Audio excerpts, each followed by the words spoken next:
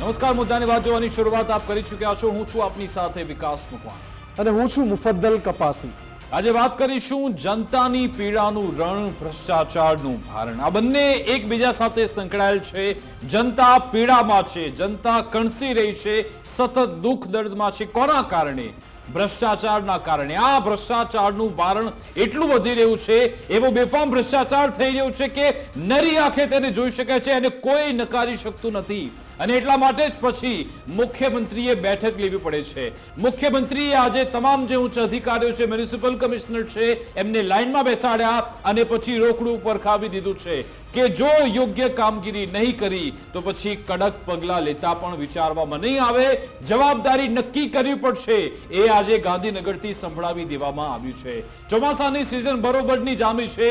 આ ચોમાસાની સિઝનમાં સૌ કોઈ આતુર રહ્યું છે કે આપણે વરસાદની મજા માણીશું, આપણે પોતાના પરિવાર સાથે કોઈ સારા હિલ સ્ટેશન પર, કોઈ સારા સ્થળ પર ફરવા જઈશું. પરંતુ એ ફરવા જવાનો વિચાર માત્રથી લોકો અત્યારે કાપી ઉઠે છે. કારણ કે વિચાર આવે છે કે અમે શહેરની બહાર નીકળીશું તો ઘરની પહેલા બહાર નીકળીએ તો ત્યાં રસ્તા તૂટેલા, ત્યાંથી આગળ વધીએ તો એ સિટીમાં રસ્તા તૂટેલા, હાઈવે પર જઈએ તો રસ્તા તૂટેલા. ક્યાંક અમને મોત તો નહીં મળી જાય ને? મોત નહીં મળી જાય ને? આ સવાલ એટલા માટે પૂછ કરી રહ્યો છું કારણ કે આજની તારીખમાં પણ ગુજરાતમાં અનેક ઠેકાણે એવા બનાવ બને છે કે લોકો મોતના મુખમાં ધકેલાઈ જાય છે. કેટલાક લોકો અત્યારે પણ હોસ્પિટલના બિછાણે પડ્યા છે. શા કારણે?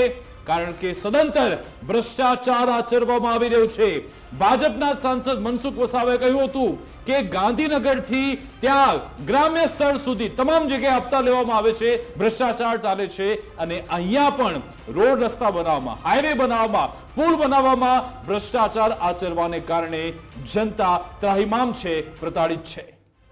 બિલકુલ. અને આના કારણે થઈ શું રહ્યું છે કે એક ચિત્ર એવું ઊભું થઈ રહ્યું છે કે જે પણ પરિસ્થિતિમાં આપણે સૌ છીએ એ પરિસ્થિતિ આખરે કયા સંજોગોમાં સર્જાય છે, આખરે કયા કારણો છે એની પાછળ, કે દર વર્ષે વર્ષોના વર્ષ નીકળી રહ્યા છે. દર વર્ષે નવી નવી ટેકનોલોજીની વાત કરીએ આપણે, એઆઈ સુધી પહોંચી ગયા. એઆઈથી આમ પ્રોમ્પ્ટ આપીએ, ટેક્સ્ટ પ્રોમ્પ્ટ એટલે વિડીયો બની જાય, જ્યાં માત્ર કેટલાક શબ્દો આપો એટલે ટેકનોલોજી આખું દ્રશ્ય તૈયાર કરી નાખે, આખી ફિલ્મ તૈયાર કરી નાખે, અથવા બહુ સાદી ભાષામાં કહું તો રીલ તૈયાર કરી નાખે. ત્યાં આપણે પહોંચી ગયા છીએ. પણ હજુ પણ આપણે એવા રસ્તા નથી બનાવી શકતા જે એક સારા વરસાદની સામે ટકી શકે. સારો વરસાદ એટલે 2-5 ઇંચ, કેમ કે 2-5 ઇંચ વરસાદ પડે અને એ પછી પાણી ઉતરે ત્યારે રસ્તાની જે સ્થિતિ હોય ને, આજે મારે કેટલાક દ્રશ્યો તમને બતાવવા છે. થોડી વારમાં એ દ્રશ્યો પણ હું બતાવીશ. સૌથી પહેલા જે તસવીરો અલગ અલગ છે એ જોઈ લઈએ. આ તસવીરો જે છે એ ગુજરાતની આખાની તસવીરો નથી, કેટલીક તસવીરો અમે આપને બતાવી રહ્યા છે. હજુ એક બીજો રિપોર્ટ હું બતાવીશ જેમાં ઘણી બધી તસવીરો છે. એ તસવીરો જોઈને શું કરવાનું? એ તસવીરો જોઈને એનું સેલિબ્રેશન નથી કરવાનું, પણ એના ઉપર એક સળગતો સવાલ દરેક નાગરિકે પૂછવાનો છે કે મારા શહેરના, મારા ગામના, અથવા હું જ્યાંથી પસાર થઉં છું, એ સ્ટેટ હાઈવે હોય કે નેશનલ હાઈવે હોય, એની આટલી ખસ્તા હાલત કેમ?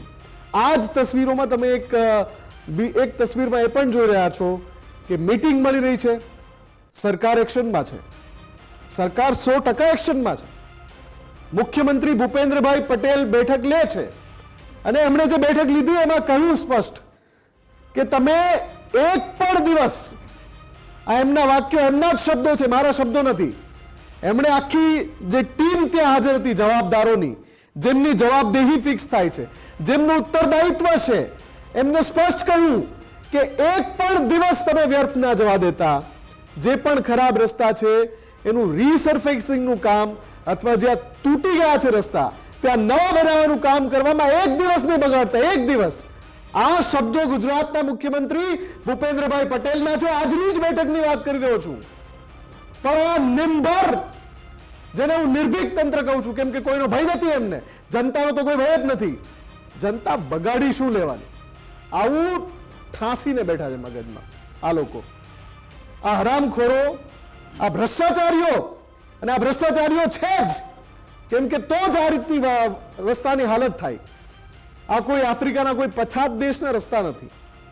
આ આપણા ગુજરાતના રસ્તા છે કે જે ગુજરાત મોડેલની આપણે વાત કરીએ છીએ, આમ કોલર ઊંચો કરીને વાત કરીએ છીએ, ત્યાં દર વખતે પછી આ પ્રકારના રસ્તાની સ્થિતિ થઈ જાય છે. દર વખતે ખસ્તા રસ્તાનો ચીસ પાડતો રિપોર્ટ અમારે બતાવવો પડે છે. મુફદ્દલ, એક પણ જગ્યા એવી નથી બચી કે ચલો સામે ચાલીને તંત્રના અધિકારીઓ, ત્યાંની એજન્સીના લોકો એ કામ કરવા પહોંચ્યા હોય કે રસ્તા સુધારવા માટે પહોંચ્યા હોય. ભારે વરસાદ આવે ને પછી ત્યાં બહુ જોરદાર ધોવાણ થયું હોય, રસ્તા તૂટે એ સ્વાભાવિક છે, પણ એ પછી ત્યાંની ત્યાં હાલત કેમ રહેવા દો છો? કેમ ત્યાં સમારકામ, રિપેર કામ થતું નથી? એ રસ્તા જેમ ને તેમ પડ્યા રહે છે. તમે ક્યાંય પણ જાઓ, રાજકોટ અમદાવાદ હાઈવે લઈ લો, તમે વડોદરા જાઓ, તમે સુરત જાઓ, તમે જુનાગઢ જાઓ, તમે ક્યાંય પણ જાઓ, કચ્છમાં જાઓ, ભાવનગર, આખા ગુજરાતમાં આ સ્થિતિ છે કે જ્યાં પહેલા તો શું થાય છે? વરસાદ જોરદાર પડે છે, પછી વરસાદ આવ્યા બાદ પાણી કલાકો ભરાઈ રહે છે.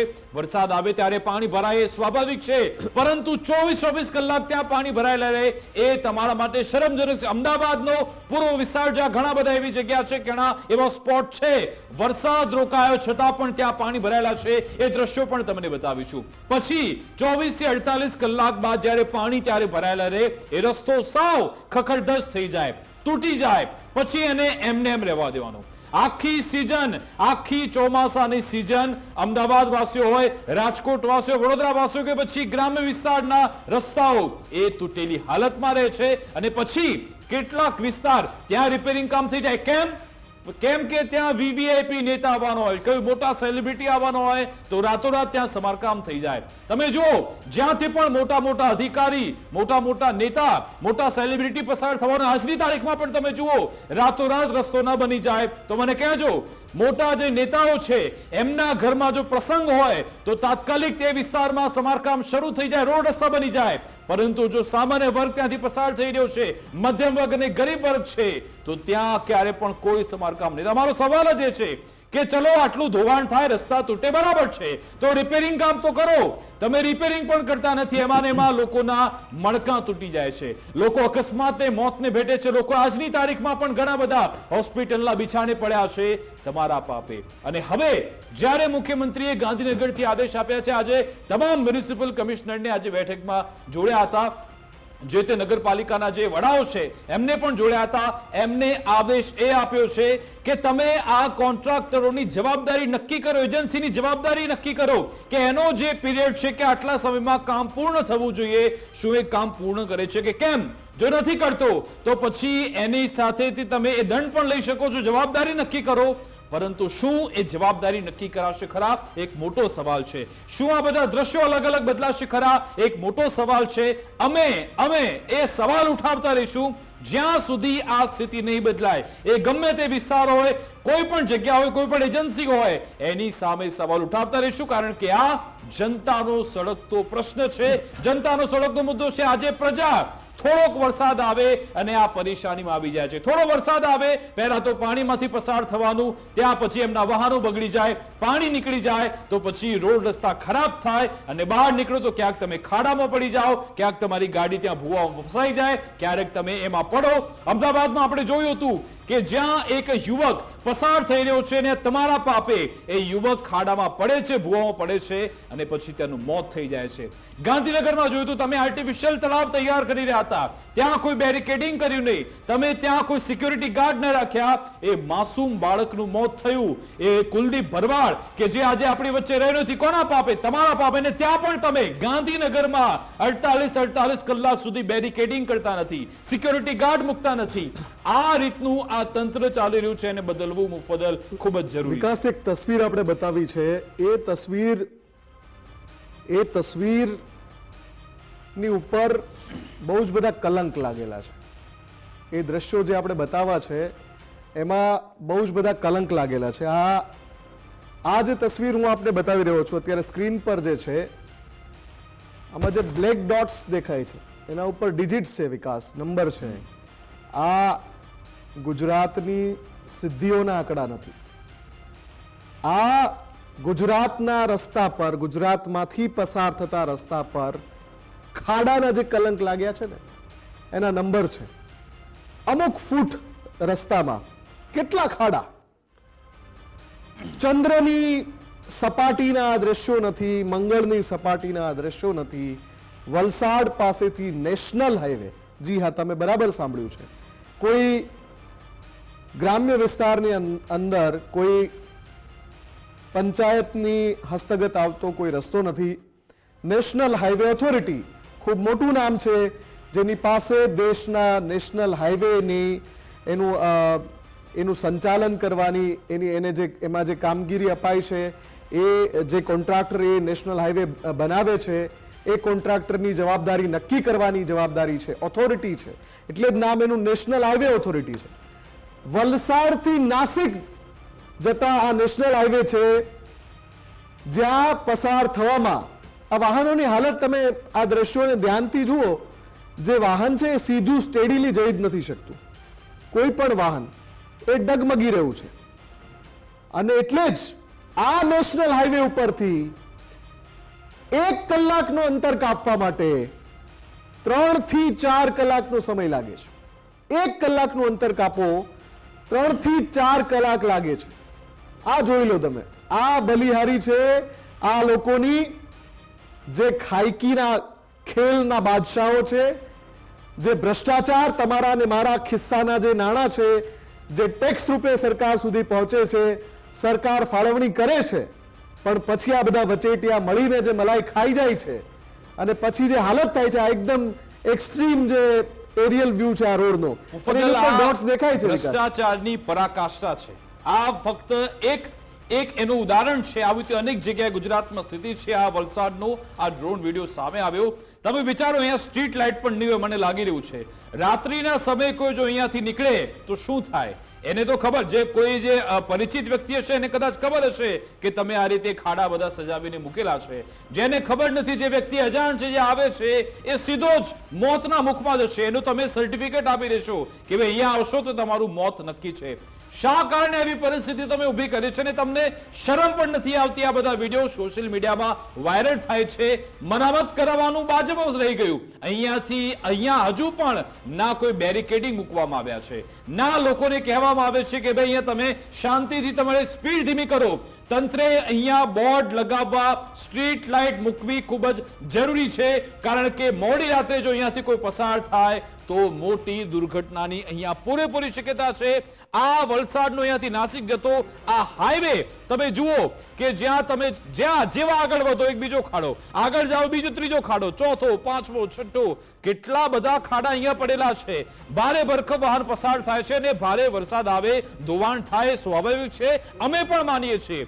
પરંતુ સાહેબ પછી રિપેરિંગ કામ તો કરો, એ ખાડાને પૂરો તો કરાશું. આમાંથી જ લોકો પસાર થવાનું શોબોડ ખાબડ રસ્તા માટે જ તમને અહીંયા વોટ આપવામાં આવ્યા હતા. જ્યારે તમને વોટ લેવા હોય છે ત્યારે તો કેવી સુફિયાણી વાતો થાય છે અને એક દ્રશ્ય બતાવવામાં આવે છે કે તમને વિકાસના રસ્તે લઈ જઈશું. તને આ સરકાર કહે છે કે આ વિકાસની ધોરી નસ છે.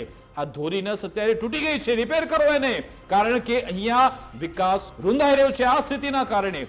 હવે તમને એક એવો રિપોર્ટ બતાવીશું, રસ્તા પરનો એક એવો રિપોર્ટ આજે આપને બતાવો છે, જે જોઈને તમે વિચારશો કે આખરે મુફદ્દલ આ પરિસ્થિતિની વચ્ચે આપણને કોણ લઈને આવ્યું? કોણે આપણે આટલી પીડામાં નાખ્યા? કોના પાપે આપણે આટલું હેરાન પરેશાન થવાનું? ક્યાં સુધી આપણે આમાં જ બિસ્માર ખાડાથી કમરનો દુખાવો આપણે સહન કરતા રહીશું? આ બધા જ સવાલનો જવાબ છે, અને જવાબ પણ આ ખાડા અને તૂટેલા રસ્તાઓની જેમ જ પીડા આપશે. બિલકુલ, આ પરિસ્થિતિની અંદર લઈને આવવા વાળા આપણે સૌ પોતે જ છીએ. કેમ કે જેમની ઘોર બેદરકારી અને પાપને લીધે આ હાલતમાં આપણા રસ્તાઓ છે, એને ચૂંટીને તો આપણે જ સૌ લાવીએ છીએ ને. બિલકુલ, જેના કારણે આ પરિસ્થિતિ છે. મુફદ્દલ ગુજરાતમાં એક સુવ્યવસ્થિત તંત્ર ચાલી રહ્યું છે, જે આવા વાહિયાત, બેકાર અને ભંગાર ગુણવત્તાના રસ્તા બનાવતા કોન્ટ્રાક્ટર્સના દમ પણ નભે છે. અને એ કોન્ટ્રાક્ટર્સ જે મન ફાવે એમ પોતાના પિતાજીની જાગીર હોય એમ બેફામ રસ્તાના કામમાં ભ્રષ્ટાચાર કરે છે. અને એ ભ્રષ્ટાચારની મલાઈ સૌ કોઈ મળીને આરોગી રહ્યા છે, સૌ કોઈ મળીને. અને આ બધા જોઈ રહ્યા છે, કઈ રીતે ગુજરાતમાં રસ્તા તમારા નાક નીચે ભંગાર જેવા થઈ ગયા છે. આ નગ્ન સત્ય આંખો સામે હોવા છતાં આપણે સૌ એ ભૂલી જઈએ છીએ, કેમ કે આપણા સૌને ભૂલવાની બીમારી છે. બિલકુલ, આ લોકોને બરાબર ખબર છે કે આ બધા લોકો ભૂલી જવાના છે, પછી આપણે ફરી એકવાર હિન્દુ મુસ્લિમમાં એમને ભેરવી દઈશું, પછી બીજી કોઈ વાત કરીને વોટ લઈ લઈશું. આ એક એવું સુવ્યવસ્થિત તંત્ર ચાલી રહ્યું છે કે જે આ બીમારીને ઢાલની જેમ ઉપયોગ કરે છે. પ્રસ્તુત છે એક એવો રિપોર્ટ જેના દરેક ફ્રેમ કંઈક અવાજ આપે છે, કોઈ ચીસ પાડી રહ્યું છે, કોઈ બૂમો પાડી રહ્યું છે. આખરે આ રિપોર્ટમાં છે શું, જુઓ તમે, અંત સુધી જુઓ.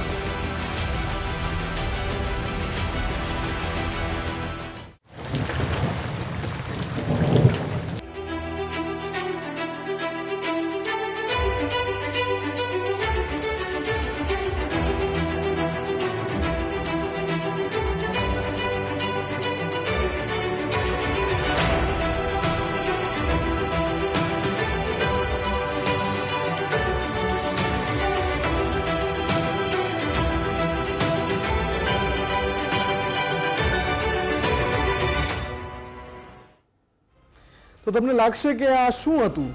ન કોઈ શબ્દો, ન કોઈ સંવાદ, માત્ર દ્રશ્યો જ દ્રશ્યો.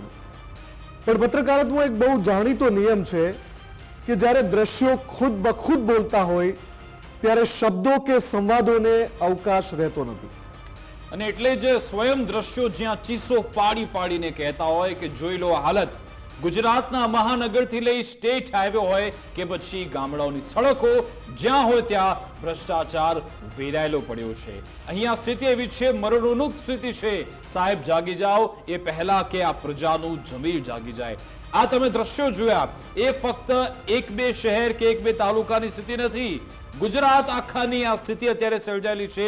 એટલા માટે જ પછી ગાંધીનગરથી આદેશ આપવા પડે છે. એટલા માટે જ મુખ્યમંત્રી આજે એક્ટિવ થયા હતા. તેમણે એક બેઠક યોજી હતી. હવે આ બધાની વચ્ચે વલસાડના એક ધારાસભ્ય શ્રી છે, એમની આજે વાત કરવી છે. અત્યારે સ્થિતિ, આદર્શ સ્થિતિ શું હોવી જોઈએ કે તમે પહેલા કોન્ટ્રાક્ટરને એને સીધા કરો. એ જેની જવાબદારી છે એન્જિનિયરને બોલાવો, એને પૂછો કે કેમ આવી સ્થિતિ છે, કેમ સમારકામ થતું નથી, એ બધું સાઈડમાં. પરંતુ વલસાડના એક એવા ધારાસભ્યશ્રી છે, એવો મહાશય છે, એ લોકોને એવી સલાહ આપી રહ્યા છે કે આ બધી સ્થિતિ તો આવી જ રહેવાની છે. તમે ગમે તે કરો, તમે ઉપરથી નીચે પડો, આવી સ્થિતિ રહેશે. તમારે પોતે જાતે પોતાની સેફટી રાખવાની છે. શું કહ્યું મહાશય? મહાશય કહી રહ્યા છે કે તમારે રાત્રે જરૂર હોય તો બહાર ન નીકળો, જરૂર વગર બહાર ન નીકળો, હેલ્મેટ પહેરજો અને ધીમે ધીમે ગાડી ચલાવજો, કારણ કે રસ્તા તો આવા જ રહેવાના છે. વલસાડના મહાશય છે, આપણે એ વિડીયો જોયો તો કેવા ખાડા પડેલા છે. શું એમનામાં તાકાત છે કે જે તે એજન્સીનું નામ લઈને કહે કે ભાઈ તે કેમ આવી સ્થિતિ કરી? શું એ હાઈવે ઓથોરિટીના અધિકારીને એ ખખડાવી શકશે? કનેક્ટ કરો એમને. પીસીઆર ટીમ ભરત પટેલ વલસાડના ધારાસભ્ય છે, એમને કોલ કરો. કોલ રિસીવ કરીએ તો આપણે એમને પૂછીએ કે તમારામાં એટલી હેસિયત નથી કે તમે સવાલ જ્યાં પૂછાવા જોઈએ ત્યાં પૂછો, એને બદલે જનતાને સલાહ દેવા નીકળો છો કે ઘરની બહાર ના નીકળતા. એવું આભ નથી ફાટી પડ્યું વલસાડ પર.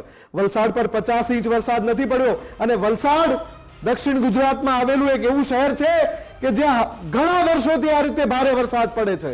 તો શું તમે આ સલાહ આપશો કે જરૂરિયાત ન હોય તો ઘરની બહાર ના નીકળો? અરે તમારી ત્રેવડ નથી એમ સ્વીકારી લો ને કે તમે નથી કરાવી શકતા. આજે મુખ્યમંત્રીએ કહ્યું કે જે ઇજારદાર છે એની જવાબદારી ફિક્સ કરો, અને એમાં જે એક્શન લાયબિલિટી પીરિયડ હોય છે એમનો જવાબદારીનો એક રસ્તો બનાવે, ખોખા ભરીને પૈસા લઈ જાય, પછી એ રસ્તો ક્યાં સુધી, કેટલા સમય સુધી એ પરિવહન યોગ્ય રહે એના માટે એક સમય મર્યાદા નક્કી કરી હોય છે. અને એ સમય મર્યાદા સુધી રસ્તો તૂટવો ના જોઈએ, એનું મેન્ટેનન્સ કરવાનું, સમારકામ કરવાની જવાબદારી કોન્ટ્રાક્ટરની હોય છે. આ નિયમ છે. શું તમે એનું પાલન કરાવી શકો? એ હેસિયત છે તમારામાં? એ ત્રેવડ છે તમારામાં?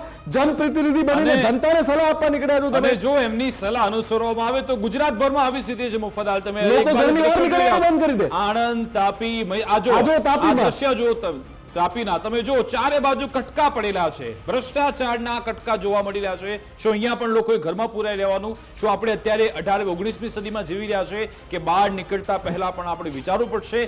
આવી સલાહ આપવાને બદલે તમારે એ જે તે વિસ્તારના જે અધિકારી છે, આ વલસાડના દ્રશ્યો છે, આ અધિકારીને તમને કહેવાની તાકાત છે તમારી કે ભાઈ અહીંયા તમે હવે અહીંયા આવતા નહીં, તમે હવે તાત્કાલિક રસ્તો બનાવો, કારણ કે જો રસ્તો નહીં બનાવો તો અમે બધા ધરણા પર ઉતરીશું, આંદોલન પર ઉતરીશું.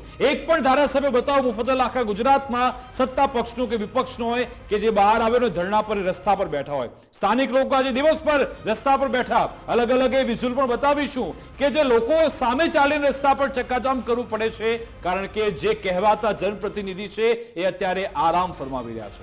એમના માટે તો બધી એસયુવી કાર, બધી તમામ સુવિધા છે, એ આરામથી ત્યાં ગાડીમાંથી નીકળશે. આ ખાડા એમને નડશે પણ નહીં, મોંઘીદાર ગાડીમાં નીકળશે.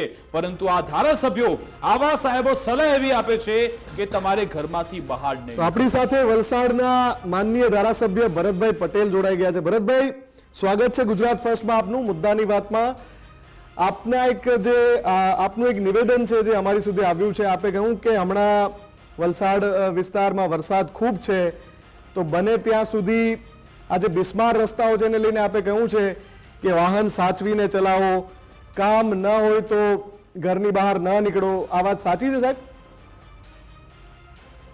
જો મેં એ ઇન્ટેન્સમાં બાઈ રાખેલી ભાઈ સાહેબ, એમ કહું છું વલસાડમાં 130-35 ઇંચ વરસાદ પડે.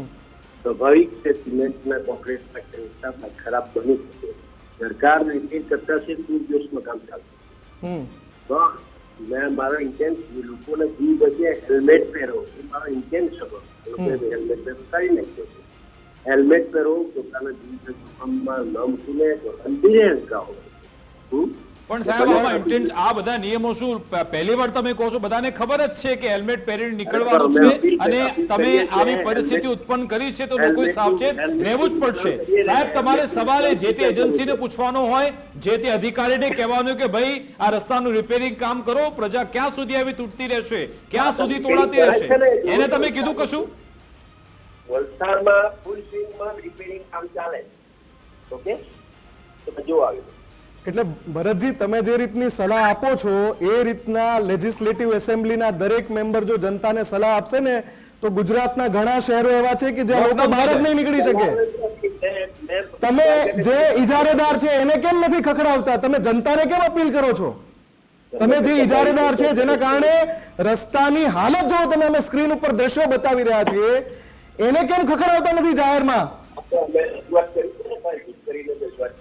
સાહેબ રજૂઆત તો તમે લેટર લખીને મૂકી દો એટલે રજૂઆત થઈ ગઈ.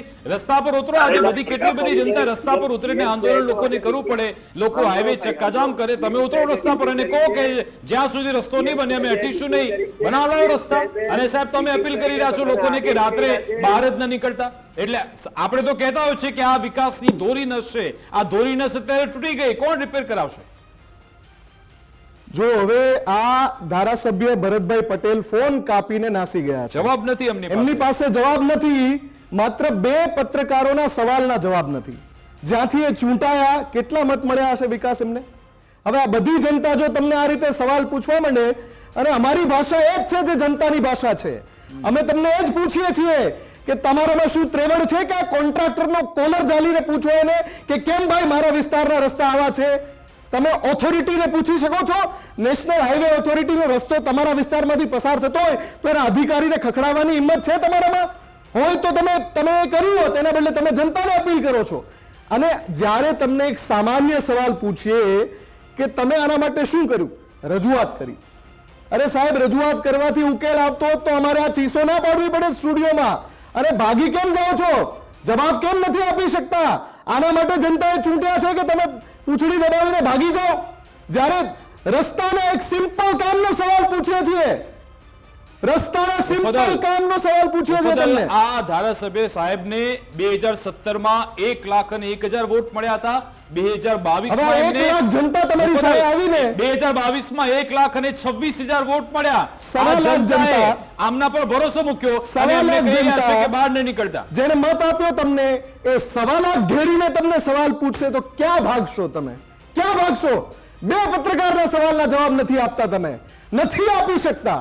ફોન કાપી નાખો છો. અને આ બધી લાઈવ જનતા જોઈ રહી છે. નૈતિકતા, પ્રામાણિકતા હોય તો તમે કહો કે હા હું કહીશ, કાલે સવારે ઉઠીને બધાને ફોન લગાવીશ અને મારા દરેકે દરેક જે મારા મતદાતાઓ છે, મારા વિસ્તારની જે જનતાઓ છે એની સાથે સંપર્કમાં રહીશ, એમને પડતી સમસ્યા છે એના માટે ઉભો રહીશ. ભલે મારે ગાંધીનગર પત્ર લખવો પડે, મંત્રીને લખવો પડે, હું ત્યાં સુધી ઉભો રહીશ. પરંતુ ના, એમણે ફોન કાપી નાખ્યો. એનો મતલબ જનતાને એમને પડી જ નથી. સુફિયાની સલાહ આપીને જતું રહેવાનો, વિડીયો મૂકી દેવાનો કે હેલ્મેટ પહેરજો સાહેબ, રાત્રે બહાર ન નીકળતા, રસ્તા ખૂબ જ ખરાબ છે. પરંતુ હું મારા સ્થાનિક પ્રશાસનને સવાલ નહીં પૂછું, એ એમણે અહીંયા સાબિત કરી બતાવ્યું. એમને સમય પ્લેટફોર્મ આપ્યું હતું. અમે એમને સવાલ પૂછ્યો. જો ખરા અર્થમાં એમના મનમાં જો પ્રજાની મુશ્કેલી દૂર કરવાનું હોત તો જવાબ આપતા. પરંતુ એમના મનમાં છે જ નહીં. ભલે પ્રજા પીડાતી રહે, ગમે તે થાય પ્રજાને, ભલે તૂટતી રહે, તોડાતી રહે, એ લોકોના મોત થાય, પરંતુ આપણે ફક્ત સલાહ જ આપવાની છે. આ સ્થિતિ છે આપણી આ અહીંયાના વિસ્તારની. અને ન માત્ર વલસાડ, આપણે અમદાવાદની પણ વાત કરીશું. અમદાવાદમાં હજુ પણ કેટલાક એવા વિસ્તારો છે 48 કલાક થયા વરસાદ જતો રહ્યો છે છતાં પણ પાણી ભરેલા છે. અને તમે જુઓ કેવા રોડ રસ્તા છે. આવી સ્થિતિમાં અહીંયાથી વિદ્યાર્થીઓ, સ્થાનિકો અહીંયાથી નીકળતા હોય છે અને કેવી કમર તૂટે તમે જુઓ. તમે ચાલીને નીકળો કે વાહન લઈને જાઓ, 3 વ્હીલર લઈને જાઓ, રિક્ષા લઈને જાઓ, તમારી કમર તૂટવાની નક્કી છે. આ અમદાવાદના નારો લોટવા વિસ્તારના આ દ્રશ્યો છે, ત્યાં આવી સ્થિતિ સર્જાયેલી છે. બીજી બાજુ આપણે જોઈશું એએમસીમાં કે જ્યાં પેચવર્કમાં રોડ વિભાગની કેવી બેદરકારી સામે આવી છે. નિકોલ ગામનો જે આખો રસ્તો છે રિંગ રોડ સુધી આખો ખરાબ છે. ત્યાં કપચી ભર્યા બાદ રોલર ફેરવવાનું ભૂલી ગયા માસે. રોલર ફેરવ્યું જ નહીં અને પછી ચારે બાજુ કપચી પડેલી છે. આ તમે જુઓ, કપચી પાથરી અને પછી રોલર ન ફેરવ્યું, એના કારણે વાહન ચાલકો પરેશાન. રોડની બાજુમાં ડ્રેનેજની પણ કામગીરી અહીંયા આ તમે જુઓ, ચારે બાજુ કપચી આ પથરાયેલી છે. અમદાવાદના દ્રશ્યો છે. ફરીવાર કહી દઈએ, કોઈ ગામડાના કે કોઈ એવા શહેરના, નાના શહેરના નથી. મેગા સિટી અમદાવાદના દ્રશ્યો છે, નિકોલ વિસ્તારના. અને આવા સેંકડો દ્રશ્યો અમારી પાસે છે, જે અમદાવાદના છે, રાજકોટના છે, વડોદરાના છે, સુરતના છે. તમારી નિષ્ફળતાના બોલતા પુરાવા અમારી પાસે છે. છેલ્લે કદાચ કોર્પોરેશનમાં શરમ બચી હોય ને તો આ વિડીયો પણ જોજો. અમદાવાદના એક જાગૃત નાગરિક છે, વૈજ્ઞાનિક છે સાહેબ ડોક્ટર રાજસિંહ, જેમણે એમને ખબર આ સાહેબ છે મહાશય રાજસિંહ સાહેબ, ડોક્ટર રાજસિંહ. કોર્પોરેશન તો કામ કરતું નથી, એ સાહેબ હવે પોતે કામગીરી, જ્યાં પણ રસ્તા પર નીકળ્યા બધું મટીરિયલ જોડે લઈને આવે અને પછી જ્યાં પણ ખાડા દેખાય એ સાહેબ જાતે પૂરી લે છે. તમે જુઓ, એમની ગાડીમાં જ આ બધું લઈને આવે છે ને સાહેબ જાતે જ બધી કામગીરી કરે છે. કદાચ થોડી શરમ બચી હશે ને તો આ દ્રશ્યો જોઈને અધિકારીઓને, અમદાવાદ કોર્પોરેશન અધિકારીને એ કામ કરવાની કદાચ કોઈ પ્રેરણા મળશે. આ સાહેબમાંથી શીખો તમે કે એ પોતાની એ જોબ તો કરે જ છે, એ દેશ માટે પણ કામ કરે છે, સાથે સાથે પોતાનો નાગરિક ધર્મ પણ નિભાવી રહ્યા છે અને તમને પણ સંદેશ આપી રહ્યા છે કે હવે તો સુધરો સાહેબ. વૈજ્ઞાનિકને ત્યાંથી રસ્તા પર નીકળતી વખતે મટીરિયલ લઈને જવું પડે છે અને પોતે ખાડા પૂરે છે. કેમ? એમનો સમય વેડફાઈ રહ્યો છે તમારા પાપે. હું કહું છું કે આ સણસણ તો તમાચો છે. ઢોર જેવું જે તંત્ર છે ને અમદાવાદનું, અને ઢોર જેવા જે અમદાવાદના બાબુઓ છે ને, એને એક નાગરિક સણસણ તો તમાચો મારે છે. ફક્ત એટલું જ કહેવાનું છે કે આ એક નાગરિક જાગી ગયો, આવા 100, આવા 1000 અને પછી જો સંખ્યા લાખમાં થઈને શોધ્યા નહીં જડો. તમે શોધ્યા ક્યાંય તમે નહીં જડો. કેમ કે જનતાની આંખ જ્યારે ખુલી જશે, જનતા જાગી જશે, જનતા રસ્તા પર ઉતરશે તો સમસ્યા તમારા માટે ઊભી થશે. અને એવું ના થવું હોય તો, ના થવા દેવું હોય તો હજુ પણ મુખ્યમંત્રી તમને આમ પાઠશાલા, મુખ્યમંત્રી કી પાઠશાલા, એમાં સંખ્યાબંધ સૂચનાઓ આજે આપી છે આજના. અને મુખ્યમંત્રીએ કહ્યું છે કે એક પણ દિવસ વ્યર્થ ન જવા દેતા. આ વાતને દિવાલ ઉપર, ભીત ઉપર લખી લો અને પછી એ પ્રમાણે કામગીરી ચાલુ કરી દો.